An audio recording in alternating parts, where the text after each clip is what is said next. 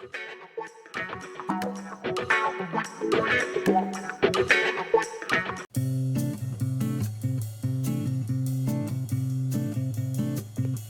pertama kita lakukan untuk skenario ini kita lakukan persiapan dulu ya. Nah, di tahap persiapan ini ada 2 penelitian yang dilakukan oleh Satker, administratif dan fisik. Kemudian tadi dituangkan dalam laporan hasil penelitian. Ini yang perlu kita perhatikan ya.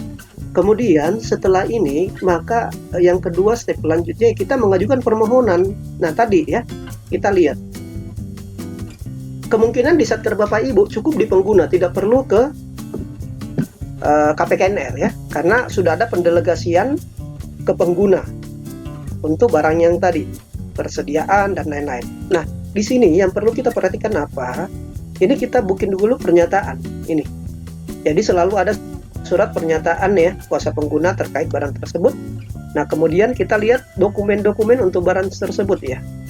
Nah, kalau ada barang-barang tertentu yang memang harus memiliki dokumen kepemilikan, nah ini kita fotokopi.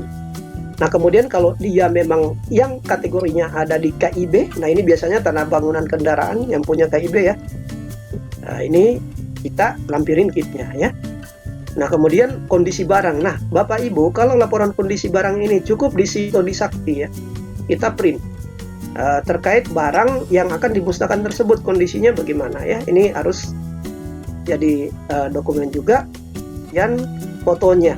Nah, ini foto kita mewakili aja ya, kalau barangnya banyak tapi sejenisnya cukup foto yang mewakili ya. Nah, kemudian setelah pengguna mengajukan permohonan, lalu kemudian tentunya ada tahap pengelola ya. Di sini bisa teknisnya KPKNL atau pengguna di kita ya selaku perpanjangan tangan pengelola ya, pendelegasian. Nah, dia nanti akan dilakukan penelitian ya dari permohonan yang dimaksud. Kemudian dilihat juga ya dari ini tadi dokumen ini apakah sudah sesuai ya, makanya ada penelitian, data dan kelengkapan, serta perlu juga bisa saja dalam case tertentu ini mereka turun. Tentunya setelah di itu ya. Nah, ini opsional sih ya. Tapi saya pengalaman sih jarang, tertentu aja ya kita lakukan penelitian fisik. Nah, lalu kemudian akan dikeluarkan namanya persetujuan pemusnahan ya. Nah, ini kalau lengkap dan disetujui. Nah, dasar inilah nanti surat persetujuan ini Bapak Ibu kemudian akan melakukan namanya pemusnahan tadi ya. Berdasarkan nanti di persetujuan ini termasuk tadi caranya seperti apa, karena kita kan usulkan waktu kita mengajukan permohonan ya, caranya seperti apa, apakah dibak, ditimbun atau apa. Kemudian, nah ada hal yang menarik di sini, kita setelah melakukan pemusnahan Bapak Ibu kita buat berita acara. Nah, ini ditandatangani oleh kuasa pengguna ya, forumnya sudah ada. Nah, apakah setelah ini selesai? Belum ya. Nah, setelah berita acara ini sebenarnya jadi dasar nanti kita untuk melakukan ini ya, ini.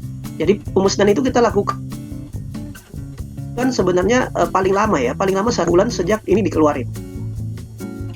Nah, kecuali untuk barang tertentu. Nah, ini memang kasuistis. Ada beberapa barang-barang tertentu bisa saja lebih atau mungkin segera ya, tergantung apakah bisa saja bayakan atau enggak atau bagaimana ya, sehingga harus segera dilakukan eksekusi secepatnya, atau mungkin bisa jadi lebih dari 1 bulan, tapi itu tertentu.